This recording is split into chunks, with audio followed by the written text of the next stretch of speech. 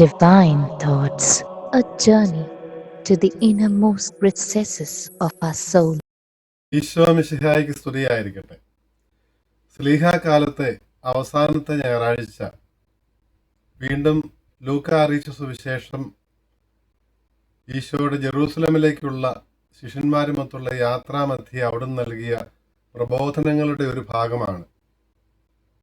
13-ാം അധ്യായം 22 മുതലുള്ള വാക്യങ്ങളിൽ നിന്ന് തിരുസഭാ മാതാവ് നമ്മുടെ മുൻപിൽ അവതരിപ്പിക്കുന്നത്. ലൂക്കായുടെ ഈശോയുടെ പ്രബോധനങ്ങളുടെ അവതരണത്തിലുള്ള ഒരു പ്രത്യേകത, ആദ്യം അതിൻ്റെ പശ്ചാത്തലം വിവരിക്കും, പിന്നെ ഈശോയുടെ ചോദ്യവുമായിട്ട് ഒരാൾ പ്രത്യക്ഷപ്പെടുന്നു.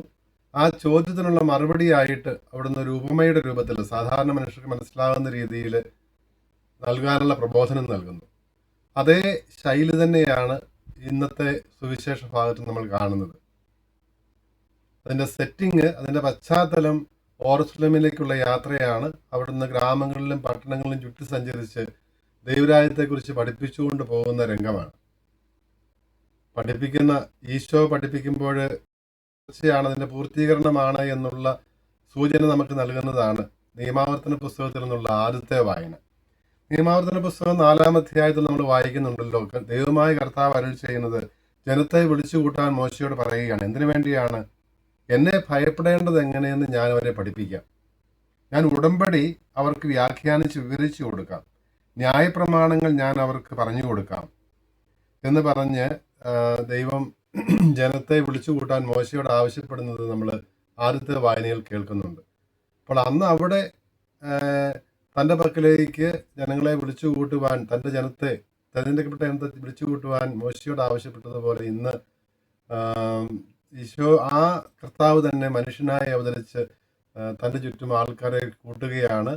താൻ പോകുന്ന വഴിക്കെല്ലാം ഈ സുവിശേഷം അറിയിക്കുകയാണ്. കർത്താവിൻ്റെ വഴി, അതായത് ഉടമ്പടിയുടെ മാനദണ്ഡങ്ങൾ, എപ്രകാരമാണ് ജീവിക്കേണ്ടത് എന്നുള്ളത്, ന്യായപ്രമാണങ്ങൾ, ഈ പുതിയ ഉടമ്പടിയുടെ പുതിയ നിയമത്തിൻ്റെ ന്യായപ്രമാണങ്ങൾ എന്തെല്ലാമാണെന്ന് വ്യാഖ്യാനിച്ചു കൊടുക്കുകയുമാണ്.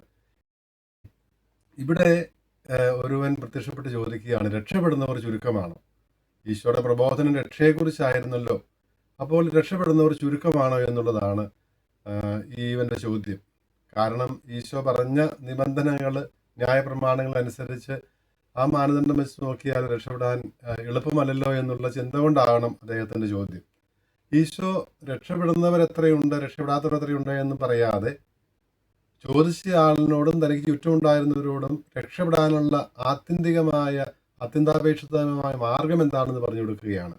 ഇടുങ്ങിയ വാതിലിലൂടെ പ്രവേശിക്കുവാൻ കിണഞ്ഞ് പരിശ്രമിക്കുവാനെന്നാണ് ഈശോ പറയുന്നത്.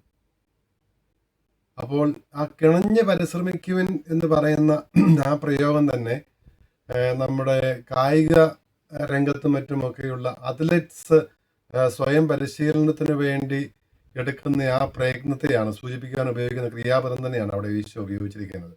അപ്പോൾ കിണഞ്ഞ് പരിശ്രമിക്കണം. ഒരു കായിക മത്സരത്തിൽ വിജയിക്കാൻ വേണ്ടി നിയന്ത്രണം, ആത്മനിയന്ത്രണവും പരിശീലനവും ഈശോയെ അനുഗമിക്കുന്നവർക്കും ആവശ്യമാണ്. ജീവനിലേക്ക് പ്രവേശിക്കണമെങ്കിൽ, രക്ഷ പ്രാപിക്കണമെങ്കിൽ എന്ന് അവിടുന്ന് വ്യക്തമാക്കുകയാണ്. തുടർന്ന് അവിടുന്ന് പറയുന്നുണ്ട്, പലരും ശ്രമിക്കും. ആ പ്രയോഗങ്ങൾ തമ്മിലൊരു വ്യത്യാസമുണ്ട്. കിണഞ്ഞ് പരിശ്രമിക്കാൻ ഈശോ ആവശ്യപ്പെടുന്നതും പലരും ശ്രമിക്കുന്നതും. അങ്ങോട്ട് പ്രവേശിക്കാനായിട്ട് പലരും ശ്രമിക്കും. ഒരു വലിയ അധ്വാനമൊന്നും കൂടാതെ പ്രവേശിച്ചേക്കാമെന്ന് കരുതുന്നവരുണ്ടാകാം. ചെറിയ താല്പര്യമൊക്കെ ഉണ്ട്, പക്ഷേ അതിനു വേണ്ടിയുള്ള ബോധപൂർവമായ പരിശ്രമമോ പ്രയത്നമോ ഇല്ലാതെ പോകുന്ന ആൾക്കാരുണ്ടാകാം. പലരും ശ്രമിക്കും, പക്ഷേ അവർക്ക് സാധിക്കുകയില്ല എന്ന് ഞാൻ പറയുന്നു എന്ന് ഈശോ പറയുകയാണ്. കാരണം അവർക്ക് പ്രവേശിക്കുവാനുള്ള രീതിയിലുള്ള പ്രയത്നം അവരുടെ ഭാഗത്തുനിന്ന് ഉണ്ടാകുന്നില്ല. ഇനി ഉടനെ കൂട്ടിച്ചേർക്കുകയാണ്, വീട്ടുടമസ്ഥൻ എഴുന്നേറ്റ് വാതിലടച്ചു കഴിഞ്ഞാൽ പിന്നെ പ്രവേശിക്കാൻ സാധിക്കുകയില്ല. അതാ കഴിഞ്ഞ ആഴ്ചയിൽ നമ്മൾ ധ്യാനിച്ചതുപോലെ ആ ഒരു സമയത്തിൻ്റെ തിടുക്കം, കാലത്തിൻ്റെ തിടുക്കം നമ്മളെ ഓർമ്മ, ആ എർജൻസി നമ്മളെ ബോധ്യപ്പെടുത്തുന്നതാണ്. വിധി ഉടനെ വരാൻ പോകുന്നു. അപ്പോൾ അതിന് ഒരുങ്ങിയിരിക്കേണ്ടതിൻ്റെ ആവശ്യം. ദൈവരാജ്യം വന്നിരിക്കുന്നു, മാനസാന്തരപ്പെടുമെന്ന് ഈശോ പറഞ്ഞു തുടങ്ങിയതുപോലെ തന്നെയാണ് ഇവിടെയും. വീട്ടുടമസ്ഥൻ എഴുന്നേറ്റ് വാതിലടച്ചു കഴിഞ്ഞാൽ പിന്നെ പുറത്തുനിന്ന് കർത്താവേ വാതിൽ തുറന്നു തരണമേ എന്ന് പറഞ്ഞിട്ട് കാര്യമില്ല എന്ന് പറയണം. ഈ അടച്ച വാതിൽ സൂചിപ്പിക്കുന്നത് മാനസാന്തരം മാറ്റിവെക്കുന്നവർക്കുണ്ടാകുന്ന അപകടമാണ് എന്നാണ് സഭാപിതാവായ വെനറബിൾ ബീഡ് അഭിപ്രായപ്പെടുന്നത്. അതായത് വാതിലടച്ചു കഴിഞ്ഞാൽ പിന്നെ അതിനുള്ള സാധ്യതയില്ല. മാനസാന്തരം എപ്പോഴാ വാതിലടക്കിയെന്ന് അറിയില്ലല്ലോ. അതുകൊണ്ട് ഒരല്പം കൂടി അലസമായി തന്നെ ജീവിച്ചേക്കാമെന്ന് കരുതുന്നവർക്ക് അകത്ത് പ്രവേശിക്കാൻ സാധിക്കാതെ പോയേക്കാം എന്ന് ആണ് ബീഡ് അഭിപ്രായപ്പെടുന്നത്. അപ്പോൾ പുറത്തുനിന്ന് മുട്ടിക്കൊണ്ട് പറയും, ഞങ്ങൾ നിന്റെ കൂടെ ഭക്ഷിച്ചിട്ടുണ്ട്, പാനം ചെയ്തിട്ടുണ്ട്, നീ ഞങ്ങളുടെ തെരുവുകളിൽ പഠിപ്പിച്ചിട്ടുണ്ട് എന്നൊക്കെ പറയും. എന്താണ് ഇതിൻ്റെ അർത്ഥം? ഈശോയുടെ പ്രബോധനമൊക്കെ ഇവരെ കേട്ടിട്ടുണ്ട്, കുറച്ചൊക്കെ കേട്ടിട്ടുണ്ട്. ഈ ഈശോയുടെ കൂടെ ഭക്ഷിക്കുക, പാനം ചെയ്യുക എന്ന് പറയുന്നത് പരിശുദ്ധ കുർബാനയിൽ പങ്കെടുത്തതിനെ കുറിച്ച് തന്നെയാണ് സൂചിപ്പിക്കുന്നത്. അവിടുത്തെ കൂടെ ഭക്ഷിക്കുന്നതും പാനം ചെയ്യുന്നതും പരിശുദ്ധ കുർബാന എന്നെല്ലാം പറയുന്നുണ്ട്. പക്ഷെങ്കിൽ അതുകൊണ്ട് മാത്രം കാര്യമായില്ല എന്നുള്ള സൂചനയാണ് നമുക്കിവിടെ കാണാൻ സാധിക്കുന്നത് ഈശോയുടെ വാക്കുകളിൽ. അതുകൊണ്ട് മാത്രമായില്ല, നീ അനീതി പ്രവർത്തിക്കുന്നവരെ നിങ്ങളെ ഞാൻ അറിയുകയില്ല, നിങ്ങൾ എന്നിൽ നിന്ന് അകന്നു പോകുമെന്നാണ് പറയുന്നത്. അപ്പോൾ ഇതൊക്കെ ചെയ്യുന്നുണ്ടെങ്കിലും ഈശോയുടെ പ്രബോധനങ്ങൾ കേട്ടിട്ടുണ്ടാകാം, ഈശോയോടൊപ്പം അവിടുത്തെ ശരീരവും രക്തത്തിൻ്റെതുമായ ആ പരിശുദ്ധ കുർബാനയിൽ സംബന്ധിച്ചിട്ടുണ്ടാകാം, തിരുശരീര രക്തങ്ങൾ സ്വീകരിച്ചിട്ടുണ്ടാകാം. പക്ഷേ ഇതൊന്നും നമുക്കൊരു ഗ്യാരണ്ടി അല്ല ദൈവരാജ്യത്തിൽ പ്രവേശിക്കുന്നതിന്, അകത്ത് പ്രവേശിക്കുന്നതിന് എന്ന് ഈശോയുടെ വാക്കുകൾ സൂചിപ്പിക്കുകയാണ്. അനീതി പ്രവർത്തിക്കുന്നവരെ നിങ്ങൾ എന്നിൽ നിന്ന് അകന്നു പോകും, ഞാൻ നിങ്ങളെ അറിയുകയില്ല എന്നാണ് പറയുന്നത്.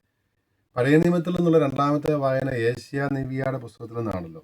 ഏഷ്യാ നെവിയ ഈ അനീതി പ്രവർത്തിക്കുന്നവരെ കുറിച്ച് വ്യക്തമായ സൂചനകൾ നൽകുന്നതാണ് നമ്മുടെ ആദ്യത്തെ വായനയിൽ 5-ാം അധ്യായം 8 മുതലുള്ള വാക്യങ്ങൾ നമ്മൾ കാണുന്നത്. അജ്ഞത നിമിത്തം ഈ ജനം അടിമത്തത്തിലേക്ക് നീങ്ങി എന്നാണ് പ്രവാചകൻ പറഞ്ഞു തുടങ്ങുന്നത് തന്നെ 13-ാം വാക്യത്തിൽ. വേണ്ട തരത്തിൽ ഈ പ്രബോധനം സ്വീകരിക്കാത്തത് കൊണ്ടാണ്. പിന്നെ എന്താണ് ഇവർ ചെയ്യുന്ന അനീതി എന്ന് 5-ാം അധ്യായം 18-ാം വാക്യത്തിൽ ഏഷ്യ വ്യക്തമാക്കുന്നുണ്ട്. നുണയുടെ കയറുകൊണ്ട് അകൃത്യത്തെയും വണ്ടിക്കയറുകൊണ്ട് എന്നതുപോലെ പാപത്തെയും കെട്ടി വലിക്കുന്നവർക്ക് ദുരിതമെന്നാണ് പറയുന്നത്. അപ്പോൾ നുണയുടെ കയറുകൊണ്ട് അകൃത്യത്തെ, അപ്പം നുണ എപ്പോഴും അകൃത്യത്തിലേക്ക് നയിക്കും. പിശാചിനെ കുറിച്ച് തന്നെ ഈശോ പറയുന്നത് അവൻ നുണയനും നുണയന്റെ പിതാവുമാണെന്നാണല്ലോ. അപ്പോൾ ഒരു നുണ പറഞ്ഞ് അത് അകൃത്യത്തിലേക്ക് നയിക്കും. അതാണ് അനീതിയുടെ ഒരു വശം എന്ന് പറയുകയാണ്. അതുപോലെ തന്നെ തിന്മയും നന്മയും തിരിച്ചറിയാതെ വരുന്നത്, പ്രകാശത്തെയും അന്ധകാരത്തെയും തിരിച്ചറിയാതെ വരുന്നത്, കയ്പിനെയും മധുരത്തെയും തിരിച്ചറിയാതെ വരുന്നത്, അത് സൂചിപ്പിക്കുന്നത് ധർമാധർമ്മങ്ങൾ തമ്മിലുള്ള ആ ഒരു വ്യത്യാസമില്ലാതെ തെറ്റിനെ ശരിയായിട്ടും ശരിയെ തെറ്റായിട്ടും അവതരിപ്പിക്കുകയും അന്ധകാരത്തെ പ്രകാശമായും പ്രകാശത്തെ അന്ധകാരമായും അവതരിപ്പിക്കുകയും ചെയ്യുന്നത് സൂചിപ്പിക്കാനാണ് ഈ കയ്പിനെ മധുരമായും മധുരത്തെ കയ്പായും അവതരിപ്പിക്കുന്നവർക്ക് പാപബോധമില്ലാതെ വരുന്നു. പാപം പാപമാണെന്നുള്ള ഒരു പ്രബോധനം നൽകുന്നില്ല, ആ ബോധ്യം ഉണ്ടാകുന്നില്ല. ഇതൊന്നും കുഴപ്പമില്ല, അല്ലെങ്കിൽ തെറ്റായിട്ടുള്ളതിനെ പുണ്യമായിട്ട് അവതരിപ്പിക്കുന്നു, പാപമായതിനെ പുണ്യമായിട്ട് അവതരിപ്പിക്കുന്നു, പുണ്യത്തെ പലപ്പോഴും പാപമായി അവതരിപ്പിക്കുന്നു. അതാണ് അന്ധകാരത്തെ പ്രകാശമായും പ്രകാശത്തെ അന്ധകാരമായും അവതരിപ്പിക്കുന്നത്. ഇതാണ് അധർമ്മം, ഇതാണ് അനീതി എന്ന് ഏഷ്യാ നെവിയ പറയുന്നുണ്ട്. അതുതന്നെയാണ് ഈശോയും പറയുന്നത്. പ്രബോധനം കേട്ടതുകൊണ്ടോ കുദാശികൾ സംബന്ധിച്ചതുകൊണ്ടോ മാത്രമായില്ല, നീതിയുടെ ജീവിതം, ഈ കേൾക്കുന്ന ഈശോ നൽകുന്ന പ്രബോധനം അനുസരിച്ചുള്ള ജീവിതമാണ് അവിടുത്തെ അനുഗമിക്കുന്നതിൻ്റെ, അവിടുത്തെ ശിഷ്യരായിരിക്കുന്നതിൻ്റെ പ്രധാന ഘടകം എന്ന് അവിടുന്ന് പറയുകയാണ്. ഈ ശരീരരക്തങ്ങളിൽ പങ്കുചേരുന്നത് അത് യോഗ്യതയോടെ അല്ല എങ്കിൽ അത് ശിക്ഷാവിധിക്ക് കാരണമാകുമെന്ന് പൗലോസ്ലീഹ കൊരിന്തോസിലെ സഭയ്ക്ക് എഴുതുമ്പോൾ 11-ാം അധ്യായം 29-ാം വാക്യത്തിൽ പറയുന്നുണ്ടല്ലോ, അയോഗ്യത. അതുകൊണ്ടാണ് നമ്മൾ കുർബാനയിൽ പ്രാർത്ഥിക്കുന്നതും ഞങ്ങൾ സ്വീകരിച്ച ഈ ശരീരവും രക്തവും ഞങ്ങൾ ശിക്ഷാവിധിക്ക് കാരണമാകാതെ ചേരുന്ന ഈ പരിശുദ്ധ കുർബാന, അത് നമുക്ക് ശിക്ഷാവിധിക്ക് കാരണമാകാതിരിക്കണമെങ്കിൽ നമ്മൾ അതിൽ യോഗ്യതയോടെ പങ്കുചേരുകയും യോഗ്യതയോടെ തന്നെ ശരീരരക്തങ്ങൾ സ്വീകരിക്കുകയും ചെയ്യണം എന്നാണ് ഈശോ ഓർമ്മിപ്പിക്കുന്നത്. സഭാപിതാവായ അഗസ്തീനോസ് പറയും, ഈ അറിഞ്ഞ വാതിലിലൂടെ അല്ല ഇടുങ്ങിയ വാതിലിലൂടെ പ്രവേശിക്കാൻ പറയുമ്പോൾ, ഇടുങ്ങിയ വാതിലിലൂടെ പ്രവേശിക്കുക എന്ന് പറയുന്നത് നമ്മുടെ ശാരീരിക പ്രവണതകളെ, ജഡിക പ്രവണതകളെ, ലൗകിക തൃഷ്ണകളെയെല്ലാം നമുക്ക് ഉപേക്ഷിക്കാൻ സാധിക്കണം. നമ്മളെ തന്നെ എളിമപ്പെടുത്താൻ സാധിക്കുന്നില്ല എങ്കിൽ, അഹങ്കാരത്താൽ തടിച്ച ശരീരമാണ് നമുക്കുള്ളത് എങ്കിൽ മിശിഹായാകുന്ന വാതിലിലൂടെ അകത്ത് പ്രവേശിക്കാൻ സാധിക്കുകയില്ല. കാരണം അവിടുന്ന് ദൈവമായിരിക്കെ എളിമപ്പെടുത്തി ശൂന്യനാക്കി ദാസന്റെ രൂപം സ്വീകരിച്ചവനാണ്. അവനാണ് വാതിൽ. അത് സഭാപിതാവായ അലക്സാണ്ട്രിയയിലെ സിറിൽ പറയുന്നുണ്ട്, മിശിഹായാണ് വാതിൽ. മനുഷ്യനായി അവതരിച്ച മിശിഹായാണ് വാതിൽ. അതുകൊണ്ടാണ് നമുക്ക് ഈ വാതിൽ തന്നെ നമുക്ക് ലഭ്യമാക്കി തീർത്തത് മനുഷ്യനായി അവതരിച്ച ഈശോയാണ്. അവിടുന്ന് ദൈവത്തിന്റെ പക്കലേക്ക് പ്രവേശിക്കേണ്ടത്, പ്രവേശിക്കാനുള്ള വഴി അവനാണ്. അതാണല്ലോ യോഹന്നാന്റെ സുവിശേഷം 14-ാം അധ്യായം 6-ാം വാക്യത്തിൽ നമ്മുടെ പിതാവായ മാർത്തോമാ ശ്ലീഹായുടെ ചോദ്യത്തിന് മറുപടിയായി ഈശോ പറയുന്നുണ്ട്, ഞാനാകുന്നു വഴിയും സത്യവും ജീവനുമെന്ന്. അപ്പോൾ ജീവനിലേക്ക് നയിക്കുന്ന വഴി ഈശോ തന്നെയാണ്. ആ വഴിയിലേക്ക് അവിടുന്ന് നയിക്കുന്നത് ദൈവത്തെ വെളിപ്പെടുത്തി തന്നുകൊണ്ട്, അവിടുന്ന് സത്യമായി ജീവിച്ചുകൊണ്ട് അവതരിച്ചുകൊണ്ട് വെളിപ്പെടുത്തിക്കൊണ്ടാണ്. അപ്പോൾ അത് 10-ാം അധ്യായത്തിലെ നല്ല ഇടയന്റെ ഉപമയിലും ഈശോ അക്കാര്യം തന്നെ പറയുന്നുണ്ട്. ആടുകളുടെ വാതിൽ ഞാനാകുന്നു എന്ന് പറയുമ്പോൾ ആടുകളുടെ ആലയിലേക്ക്, ദൈവത്തിന്റെ ആടുകളുടെ അജഗണത്തിന്റെ ആലയിലേക്ക് പ്രവേശിക്കാൻ സാധിക്കുന്നത് ഈശോയിലൂടെ തന്നെയാണ് എന്ന്. അതുകൊണ്ടാണ് സഭാപിതാവായ അംബ്രോസ് ഈ വാതിലിനെ സഭയോട് ഉപമിക്കുന്നത്. വിളിക്കപ്പെട്ടവര് അനേകരാണെങ്കിലും തിരഞ്ഞെടുക്കപ്പെട്ടവർ ചുരുക്കമാണ് എന്ന് പറയുമ്പോൾ വിളി വളരെ യൂണിവേഴ്സലാണ്, സാർവത്രികമാണ്. എല്ലാവരും രക്ഷയിലേക്ക് വിളിക്കപ്പെടുന്നുണ്ട്. പക്ഷേ അത് തിരഞ്ഞെടുക്കപ്പെടുന്നവരെ ഈ കൃപയോട് സഹകരിച്ചുകൊണ്ട് നമ്മൾ ജീവിക്കുമ്പോൾ മാത്രമേ അത് ഒരു തിരഞ്ഞെടുപ്പിലേക്ക് എന്ന് പറയുന്നത്. ക്രിസോസ്തോം പിതാവ് പറഞ്ഞു, അടച്ച വാതിൽ സൂചിപ്പിക്കുന്നത് ആ വിധി, ന്യായവിധിയുടെ സമയം, അന്ത്യവിധിയുടെ സമയം അടുത്തിരിക്കുന്നു. അത് നമുക്ക് ഓർമ്മയുണ്ടാകണമെന്ന് ആണ് സൂചിപ്പിക്കുന്നത് എന്ന് ക്രിസോസ്തോം പിതാവും പറയും.